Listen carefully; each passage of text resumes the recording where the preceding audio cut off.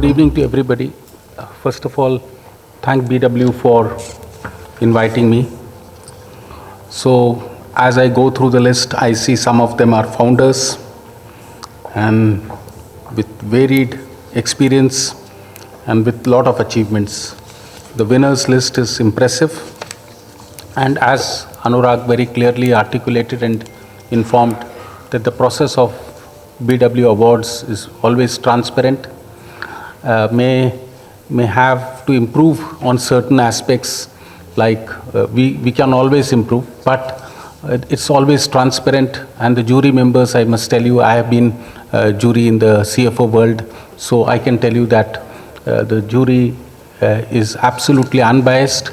We get a lot of freedom, and I think the jury would have certainly selected the very best.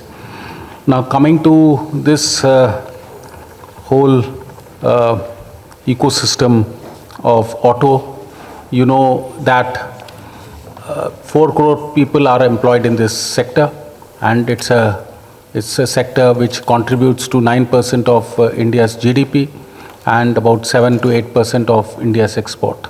So this sector is a very significant sector, and you are in the right sector. And this sector is going through a change, which you know, the Energy 2047, which we are envisaging, Viksit Bharat, that's what, Viksit India. What we are going to see is a change in this sector, where we'll see sustainability take a lot of importance, and that is what is going to be the change that you will see. That means lot of founders will come in, lot of new companies will come in. They will be ancillary to many autos. They can be direct manufacturers. So there is a lot of scope for all of the founders. I was part of the Energy Summit, and today also there is an Energy Summit that is going on in Goa. But last week I was part of the Energy Summit 2047. And what we see and what we have seen is independence in the energy sector. And even the auto sector becomes a part of it, a very integral part of it in the whole ecosystem of independent energy. So I think the automobile sector also is, is very importantly poised. And you can recollect about 2 days ago, Prime Minister Modi also spoke about the importance that it will be for the Indian economy if we have to become the 3rd largest economy. He has said that auto sector is going to play a pivotal role in these sectors in the economy that we are foreseeing in the next couple of years. And I see that, I personally feel that there is a lot of room for entrepreneurship. There is a lot of room for founders. There is a lot of room for people who can add value, small, big and large companies. So capital is going to be one thing. A lot of capital will chase this. There is a lot of capital available also. Let me tell you, because of the sustainability, there is a lot of capital that is available. So 2 C's that Anurag mentioned, 3 C's that should not be done, but I said 2 C's that are required for every entrepreneur is capital and compliance. And you have seen the cost of compliance. Just now a big company, 1,000 crores, I need not make that very obvious, but 1,000 crores is the cost paid for compliance. And there is a joke around, you can see in the WhatsApp, that the cost for compliance can be very, very high. So compliance is the key. Then this is a message for all the founders. See, people, we think that there are goals to be achieved. We look at the bottom line and the top line, but there is one more important thing.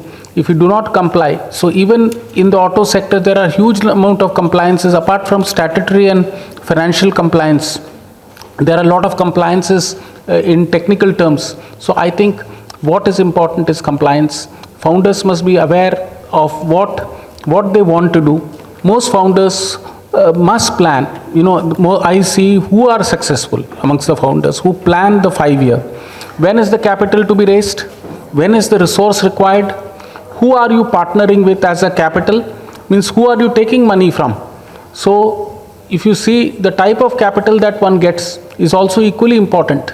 Because what we have also observed, that most of the founders have got out of the company because the capital infusion that has come in is not the best type of capital, or aggressive investors.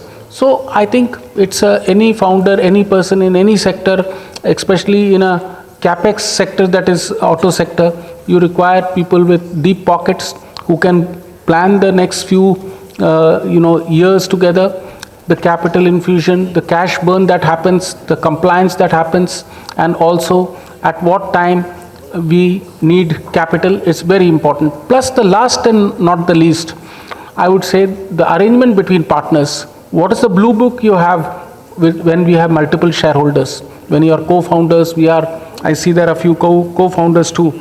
So what happens is, when there are multiple co-founders, how do you make the blue book and how do you go on to do and execute a company's projection?